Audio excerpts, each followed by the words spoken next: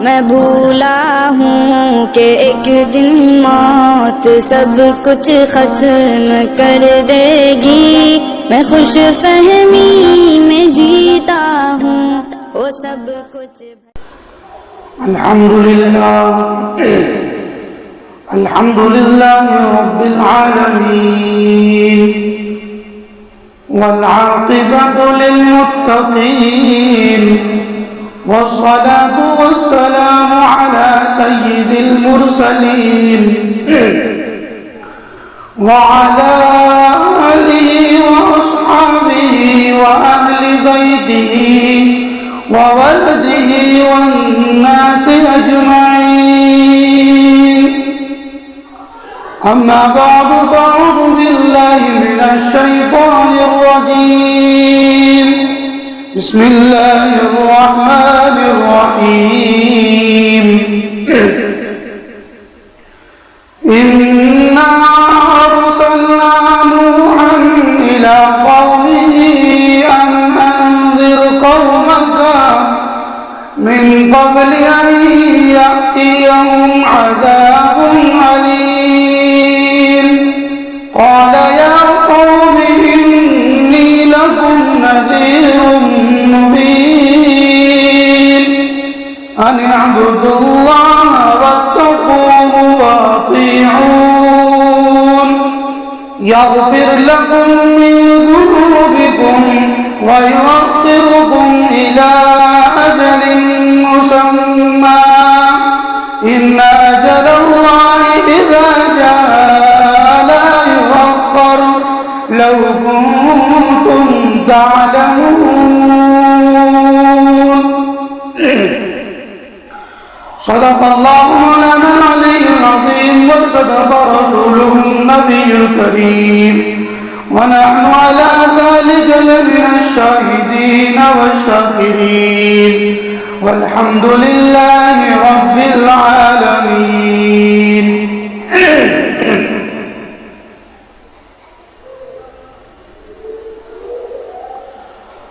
انتہائی قابل قدر معزز مکرم علماء کرام اور میرے دینی بھائیوں بزرگوں، السلام علیکم ورحمۃ اللہ وبرکاتہ۔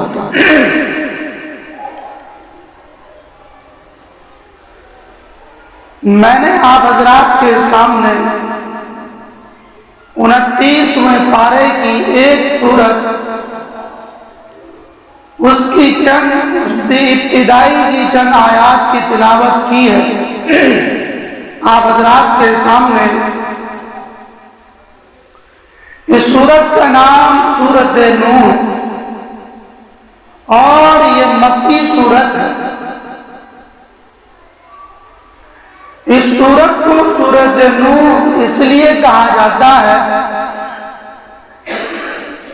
کہ اس سورت میں ابتدا سے لے کر آخر تک اس پوری سورت میں جو ہے سیدنا نوح علیہ السلام کا تذکرہ۔ آپ دیکھیے قرآن مقدس کو کھول کر کے سیدنا نوح علیہ السلام کا دعوت اور ان کے دعوت کے طریقوں کو دیکھیے، وہ کس طرح سے اللہ کی توحید کو لوگوں کے سامنے رکھتے، لوگوں کو کس طرح خدا کی توحید کو سناتے تھے۔ اس کی پوری صورت میں سیدنا نوح علیہ السلام کا تذکرہ اور ان کی قوم کا رد عمل اور ان کی قوم کی بربادی اور آخر کا انجام کیا ہوا، اس کی پوری ذکر اللہ نے اس سورت کے اندر تذکرہ فرمایا۔ سیدنا نوح علیہ السلام اللہ کے پیغمبر اور برگزیدہ پیغمبر اور رسول ہیں۔ امام مسلم نے اپنی کتاب میں صحیح مسلم کے اندر حدیث ذکر کی ہے، اول رسول بعثہ اللہ الی الارض، حضرت نوح علیہ السلام کو اللہ تبارک و تعالیٰ نے شریعت دے کر کے ان کی قوم کے طرف بھیجا ہدایت کے لیے۔ آپ اندازہ لگائیے کہ سیدنا نوح علیہ السلام کو کتنی محنتیں کرنی پڑی اور کتنی مشقتیں اٹھانی پڑی۔ حضرت آدم علیہ السلام کے بعد بگاڑ بہت پھیل چکی تھی، بہت برائیاں پھیل چکی تھی۔ حضرت آدم علیہ السلام نبی تھے، نبی مکلف تھے، اللہ تبارک و تعالیٰ نے ان سے کلام کیا۔ اس کے بعد حضرت نوح علیہ السلام کو اللہ تبارک و تعالیٰ نے شریعت دے کر کے بھیجا ان کی قوم کی طرف۔ اس وقت بہت گمراہی پھیلی ہوئی تھی، لیکن حضرت نوح علیہ السلام کو آپ اندازہ لگائیے، ایسے وقت میں، ایسے ماحول میں حضرت نوح علیہ السلام کو کتنی محنت کرنی پڑی اور کتنی مشقتیں برداشت کرنی پڑی، صرف ایک مسئلے کے خاطر، حضرت نوح علیہ السلام نے کتنی مشقتیں اٹھائی۔ قرآن ذکر کرتا ہے اِنَّا أَرْسَلْنَا نُوحًا إِلَىٰ قَوْمِهِ إِنَّا أَرْسَلْنَا نُوحًا إِلَىٰ قَوْمِهِ، بے شک ہم نے نوح علیہ السلام کو بھیجا ان کی قوم کے طرف، ہم نے نوح علیہ السلام کو بھیجا ان کی قوم کی طرف، ان انذر قومک من قبل ان یأتیہم عذاب علیم، کہ میرے قوم، کہ میرے نوح، حضرت نوح علیہ السلام آپ جائیں اور اپنی قوم کو ڈرائیں، آپ اپنی قوم کو آگاہ کریں، آپ اپنی قوم کو بتا دیں، آپ اپنی قوم کو شرک کی دلدل سے نکالیں، آپ اپنی قوم کو دردناک عذاب سے بچا لیں، آپ اپنی قوم کو جا کر کے ڈرائیے، آپ اپنی قوم کو گندگی سے نکالیے، آپ نے اپنی قوم کو بتائیے کہ یہ ظلم ہے، یہ بربریت ہے، یہ ظلم ہے، یہ اللہ کے حق کے اوپر ڈاکہ مارنا ہے، یہ اللہ کے ساتھ شریک کرنا ہے، یہ اللہ کے ساتھ ظلم ہے، یہ اللہ کے ساتھ بغاوت ہے۔ اے میرے قوم، اے میرے نوح، حضرت نوح علیہ السلام آپ جائیں اور اپنے قوم کو دردناک عذاب سے بچائیے، اپنے قوم کو آگاہ کر دیجئے کہ یہ اللہ کے حق کے اوپر ڈاکہ مارنا ہے، یہ غداری ہے۔ غدار تو یہ ہے کہ دنیا کی کوئی بھی ہدایت غدار کو معاف نہیں کرتا، کہ بھلا جب اللہ کے ساتھ کوئی غداری کرے تو بھلا اللہ اس کو کیسے معاف کر دے گا، اور غداری اللہ کو معافی نہیں ہے، اور جو انسان اللہ کے ساتھ غداری کرتا ہے اس کی کوئی معافی نہیں، یہ ناقابل معافی جرم ہے۔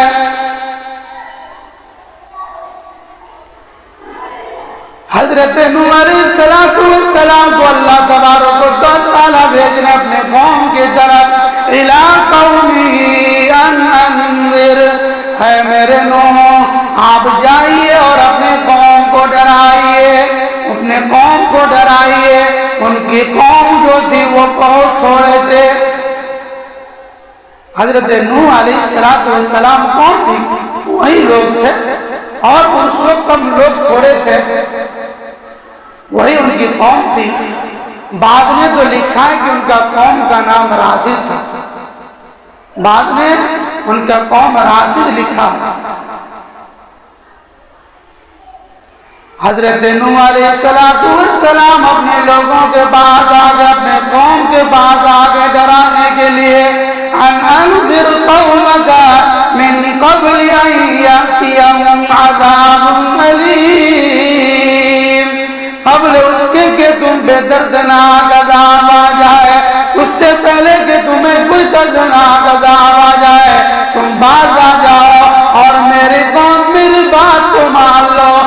تمہیں جو بات کہتا ہوں تم میری بات کو مان لو۔ اب بات یہ آئی سامنے کہ حضرت نوح علیہ السلام کو کتنی سال میں نبوت ملی، نبوت ملنے کا وقت کیا تھا؟ بعض نے لکھا ہے کہ حضرت نوح علیہ السلام کو 50 سال کی عمر میں نبوت ملی، بعض نے لکھا ہے کہ حضرت نوح علیہ السلام کو 150 سال کے بعد نبوت ملی، بعض نے لکھا ہے کہ حضرت نوح علیہ السلام کو 60 سال کی مدت میں نبوت ملی، بعض نے لکھا ہے کہ حضرت نوح علیہ السلام کو 350 سال کے بعد نبوت ملی۔ خیر یہ تاریخی بات ہے، یہ باتیں یقینی نہیں ہے، لیکن بات اصل یقینی یہ ہے کہ جس دن سے آپ کو نبوت ملی، حضرت نوح علیہ السلام کو نبوت ملی، اس دن سے لے کر کے 950 سال تک حضرت نوح علیہ السلام نے صرف ایک بات کی دعوت دی، صرف ایک مسئلے پر لوگوں کو بلایا، صرف ایک بات کی طرف لوگوں کو بلایا، وہ بات لا الہ الا اللہ محمد رسول اللہ۔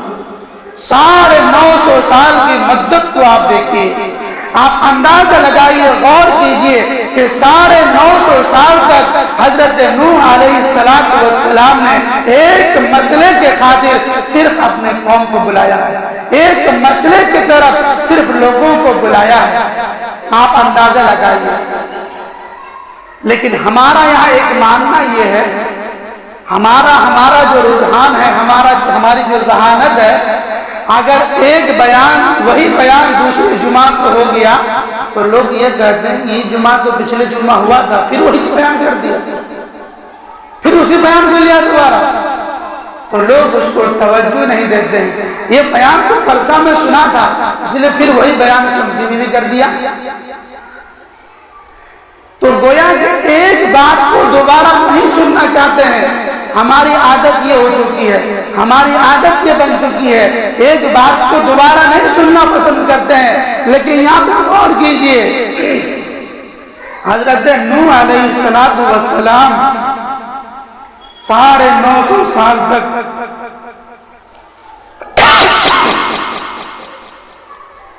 ایک ہی مسئلے کے لیے، ایک ہی مسئلے کے خاطر اللہ کی توحید لوگوں کو سناتے رہے اور ایک ہی دعوت دیتے رہے 950 سال تک۔ تو فرمایا اِنَّا أَرْسَلْنَا نُوحًا إِلَىٰ قَوْمِهِ أَنْ أَنذِرْ مِن قَبْلِ أَن يَأْتِيَهُمْ عَذَابٌ أَلِيمٌ قَالَ يَا قَوْمِ إِنِّي لَكُمْ نَذِيرٌ مُّبِينٌ۔ حضرت نوح علیہ السلام آگے قوم کے سامنے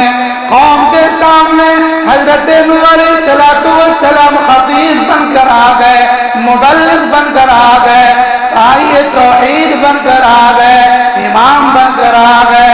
حضرت نوح علیہ السلام لوگوں کے سامنے آگے خطیب بن کر فرمانے لگے، قال یا قوم انی لکم نذیر مبین۔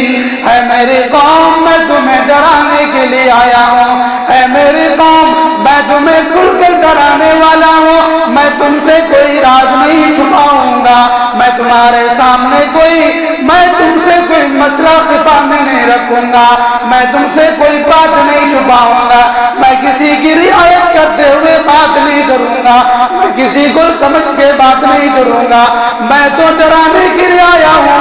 انی لکم نذیر مبین، میں تو تمہیں کھل کر ڈرانے والا ہوں، میں تمہیں کھل کر ڈراؤں گا، کوئی مسئلہ خفا میں نہیں رکھوں گا، کسی کی رعایت کرتے ہوئے بات نہیں کروں گا، میں تم سے کوئی بات نہیں چھپاؤں گا۔ انی لکم نذیر مبین۔ میرا پیغام کیا ہے؟ میرا پیغام تو یہی ہے، ان اعبدوا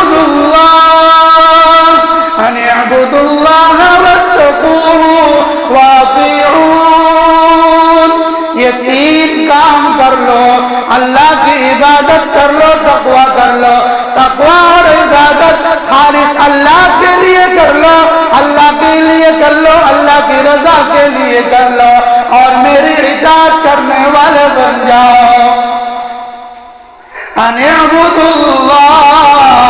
तुम किसी की इबादत ना करो मगर अल्लाह की, मगर तुम अल्लाह की इबादत करो, अल्लाह के अलावा किसी की इबादत मत करो, अल्लाह के सिवा किसी की तुम हाजत रवा मत मानो।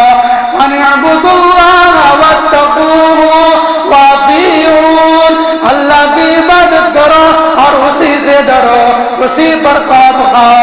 तुम्हारे दिल में अगर किसी का खौफ हो तो सिर्फ अल्लाह की खौफ हो, तुम्हारे दिल में किसी की मोहब्बत हो तो सिर्फ अल्लाह की मोहब्बत हो।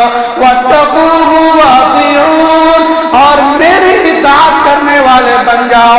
यानी मैं जो पैगाम तुम्हारे सामने लेकर के आया हूँ, जो बात मैं तुम्हें बता रहा हूँ, जो मसला मैं तुम्हें समझा रहा हूँ, जो मसला मैं तुम्हें बता रहा हूँ, जिसकी तौहीद मैं तुम्हें सुना रहा हूँ, जिसकी बात मैं तुम्हें बता रहा हूँ, सिर्फ तुम उसकी बात को मान लो। वत्तक़ूहु वअतीऊन, और मेरी इताअत करने वाले बन जाओ। हजरत नूह अलैहिस्सलाम कौम के सामने आकर के खड़े होकर के इमाम बनकर, खतीब बनकर लोगों को समझा रहे हैं, ऐ मेरी कौम, ऐ मेरी कौम, इन्नी लकुम नज़ीरुन मुबीन, मैं तुम्हें डराने के लिए आया हूँ। मैं तुमसे कोई राज नहीं छुपाऊंगा, मैं तुम्हें खोल खोल कर बयान करूंगा, मैं तुम्हें समझा कर जाऊंगा, मैं तुम्हें हर बात समझा कर जाऊंगा। तुम्हें परेशान होने की जरूरत नहीं है। ऐ मेरी कौम, तुम मेरी बात को मान लो। अनिअबुदुल्लाह वत्तक़ू वअतीऊन, तुम मेरी इताअत करने वाले बन जाओ। कादी शमसुद्दीन रहमहुल्लाह, उनकी एक उर्दू की तफसीर मिली मुझे, सिर्फ 6 बारों की तफसीर है। वो बहुत दिनों से मैंने उनको तलाशा, लेकिन कई दिनों के बाद वो मुझे मिली है। हज़रत कादी शमसुद्दीन रहमहुल्लाह, उन्होंने इय्याका नअबुदु व इय्याका नस्तईन पर बहुत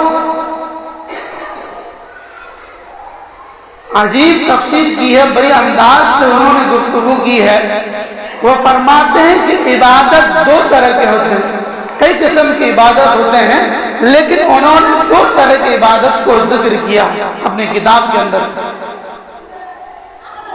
उनकी उर्दू की तफसीर है, उनके अंदर उन्होंने लिखा है, वो फरमाते हैं कि इबादत 2 तरह के हैं, एक अमली इबादत और एक इक़ादी इबादत।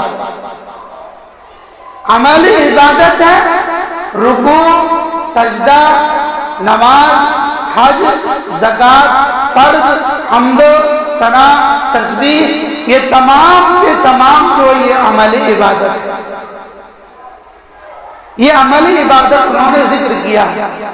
और दूसरी जगह उन्होंने कहा एतिकादी इबादत का दूसरा उन्होंने तर्जुमा किया है कि एक एतिकादी इबादत है, उसके अंदर ये कि बंदा ये अपने अंदर अकीदा बनाए, बंदे के अकीदा रखे कि मेरे गायबाने में कोई मेरा कंट्रोल करने वाला है, कोई है जो है हर एक का मुख्तार कुल है, कोई है जो तमाम जहानों का मालिक है, कोई है जो पूरे कायनात को चलाता है। उसके अंदर ये अकीदा है, उसके अंदर ये तसल्लुत है कि वो तमाम की तमाम कायनात को चलाता है। ये अकीदा है बंदे के अंदर। कोई है जो तमाम दुनिया वालों को रोजी पहुंचाता है, कोई है जो तमाम मुख्तार कुल है। ये उन्होंने इबादत एतिकादी के अंदर लिखा है। ये 2 तरह की इबादत है, एक अमली इबादत और दूसरा एतिकादी इबादत। उन्होंने जिक्र फरमाया तो फरमाते अनिअबुदुल्लाह वत्तक़ू, तुम अल्लाह की इबादत करो, वत्तक़ू, और उसी से डरो, और उसी से डरो। तुम्हारे दिल में अगर खौफ हो तो सिर्फ उसी का खौफ हो, अगर तुमसे किसी से मोहब्बत हो तो सिर्फ अल्लाह की जात से मोहब्बत हो। वत्तक़ूहु वअतीऊन, और मेरी इताअत करने वाले बन जाओ, मेरी बात को मानने वाले बन जाओ। मैं जो पैगाम ले کر کے آیا ہوں، تم میری پیغام کو ماننے والے بن جاؤ۔ تقوا واطیعون۔ حضرت نوح علیہ السلام فرماتے ہیں یغفر لکم من ذنوبکم ویؤخرکم الی اجل مسمی، یغفر لکم من ذنوبکم، یقیناً اللہ تمہارے گناہ بخش دے گا، بے شک اللہ تمہاری گناہ بخش دے گا اللہ تمہاری ساری گناہ۔ اس کے اندر آپ عام تفسیر میں جائیں گے تو عام تفسیر کے اندر، اردو تفسیر کے اندر مفسرین معنی کرتے ہیں کہ اللہ تمہارے گناہوں میں سے بخش دے گا، یغفر لکم من ذنوبکم، من کو تبعیدیہ بنا دیا گیا ہے۔ عام مفسرین نے جو اردو تفسیر میں بیان کیا ہے اس کو من کو تبعیدیہ بنا دیا ہے، بلکہ اعراب القرآن علامہ زجاج نے اعراب القرآن کے اندر تفسیر کیا، اس کا معنی کیا ہے یغفر لکم من ذنوبکم ویؤخرکم الی اجل مسمی، یغفر لکم من ذنوبکم، اللہ تبارک و تعالیٰ تمہارے سارے گناہ کو بخش دے گا، اللہ تمہارے سارے گناہوں کو معاف کر دے گا، صرف وہ گناہ اگر تم نے شرک کیا ہو، شرک کو چھوڑ کر کے تم نے جتنے گناہ کیے وہ سب کے سب اللہ معاف کر دے گا، لیکن اگر تم نے شرک کیا اس کے بعد توبہ ہو گئی تو اللہ فرماتا ہے اس کو بھی معاف کر دے گا، اللہ تعالیٰ اس کو بھی معاف کر دے گا۔ یغفر لکم من ذنوبکم، اللہ بخش دے گا تمہاری سارے وہ گناہ جو تم نے کیے ہیں، اللہ تمہاری سارے گناہوں کو بخش دے گا۔ اور دوسری جگہ قرآن اعلان کرتا ہے 12ویں پارے کے اندر فرماتا ہے وَلَقَدْ أَرْسَلْنَا نُوحًا إِلَىٰ قَوْمِهِ أَنْ أَنذِرْ قَوْمَكَ مِنْ قَبْلِ أَنْ يَأْتِيَهُمْ عَذَابٌ أَلِيمٌ۔ البتہ تحقیق یہ ہے کہ ہم نے بھیجا نوح علیہ السلام کو ان کی قوم کے طرف کہ وہ انہیں ڈرائے، کہ وہ انہیں بتائے، یہ انہیں ڈرائے، اللہ کی عذاب سے ڈرائے، من قبل ان یاتیہم عذاب علیم، قبل اس کے کہ وہ اس کے اوپر دردناک عذاب آ جائے۔ اللہ تبارک و تعالیٰ نے بارہا کئی جگہ پر اللہ تبارک و تعالیٰ نے حضرت نوح علیہ السلام کا ذکر کیا، اور آپ اندازہ لگائیے کہ حضرت نوح علیہ السلام کو جتنی مشقتیں اٹھانی پڑی اور جتنی تکلیفیں برداشت کرنی پڑی، یہ بہت بڑی بات ہے۔ ہاں آپ جاتے ہیں، صبح کو جاتے ہیں، حضرت نوح علیہ السلام صبح کو نکلتے ہیں اللہ کی توحید کو سنانے کے لیے۔ حضرت نوح علیہ السلام کو لوگ پتھر مار رہے ہیں، لوگ پتھر مار رہے ہیں، پتھروں سے لہو لہان کر دیا جاتا ہے۔ حضرت نوح علیہ السلام پتھر کھاتے کھاتے پورا جسم لہو لہان ہو جاتا ہے، یہاں تک کہ کوئی جگہ باقی نہیں رہتا۔ حضرت نوح علیہ السلام کو پتھروں سے دبا دیا جاتا ہے۔ حضرت جبرائیل علیہ السلام آ کر کے حضرت نوح علیہ السلام کو اٹھاتے ہیں ان پتھروں سے۔ اللہ تعالیٰ کے پیغمبر حضرت نوح علیہ السلام سے پوچھتے ہیں اے جبرائیل جاؤ اللہ سے کہو کہ کل مجھے کیا کام کرنا ہے۔ حضرت نوح علیہ السلام کو کہا جاتا ہے اے میرے نوح، جو کام تو نے آج کیا ہے کل یہی کام تجھے کرنا ہے۔ 950 سال تک اللہ کی راہ میں مشقتیں اٹھاتے رہے، مار کھاتے رہے، صرف اللہ کے خاطر، اللہ کے توحید کے خاطر ایک ہی مسئلے کو سناتے رہے۔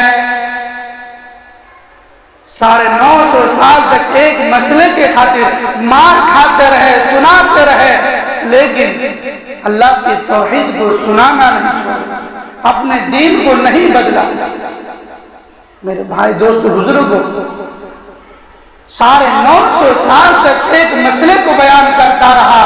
ہمیں عبرت ہونی چاہیے کہ ہم زندگی میں کتنے بیان سنتے ہیں، کتنی باتیں سنتے ہیں، کتنے واقعات پڑھتے ہیں، لیکن اس کے باوجود بھی ہمارے اندر کوئی اثر نہیں ہوتا، ہمارے دل میں کوئی اثر نہیں پڑتا۔ یہ اس کی علامت ہے کہ ہمارا ایمان کمزور ہو چکا ہے، ہمارا ایمان کمزور ہو چکا ہے، ہم کہاں جا گھس چکے ہیں ہمیں کوئی اندازہ نہیں، ہمارا ایمان کھوکھلا ہو چکا ہے۔ جس طرح سے وہ علماء مثال سے مسئلے سے سمجھا کر کے بیان کرتے ہیں، کہتے ہیں کہ انسان ایک کلیہ نظر آتا ہے، اس کلیے کو انسان خوبصورت انداز سے دیکھتا ہے، لیکن جب قریب میں جاتا ہے اس کے اندر کھوکھلا پن ہوتا ہے اور اوپر سے اس کو بڑی خوبصورت نظر آتی ہے۔ اسی طرح ہم ظاہراً بہت شکل و شباہت کے اعتبار سے بہت اچھے نظر آتے ہیں، لیکن ہمارا ایمان کھوکھلا ہو چکا ہے، ہم اندر سے گندے ہو چکے ہیں، ہم اندر سے کھوکھلے ہو چکے ہیں۔ ہمیں اپنے ایمان کو بنانے کی ضرورت ہے، ہمیں اپنے ایمان کو سدھارنے کی ضرورت ہے، ہمیں اپنے ایمان کو بنانے کی ضرورت ہے۔ میرے بھائی دوستو بزرگوں، اگر کسی کے یہاں کوئی موت ہوتی ہے تو انسان یہ سمجھے کہ وہ میرا جنازہ جا رہا ہے، وہ جنازہ میرا جا رہا ہے، وہ کسی اور کا نہیں جا رہا ہے۔ آج وہ جا رہا ہے، کل یقیناً ہم کو بھی جانا ہے۔ انسان اس سے کوئی سبق نہیں لیتا۔ آج میں نہلاتا ہوں، کل مجھے بھی نہلایا جائے گا۔ آج میں کسی کو لے کے جا رہا ہوں، کل مجھے بھی کوئی لے کر کے جائے گا۔ میرے بھائی دوستو بزرگوں، ہمارے ذہن کے اندر جب تک یہ بات رہے گی، انشاءاللہ ہم گمراہ کے راستے پر نہیں جائیں گے، ہم گمراہ کے راستے پر نہیں جائیں گے۔ اللہ تعالیٰ ہم سب کو کہنے سننے زیادہ عمل کی توفیق عطا فرمائے، اللہ تعالیٰ شریعت کے پابند ہونے کی توفیق عطا فرمائے۔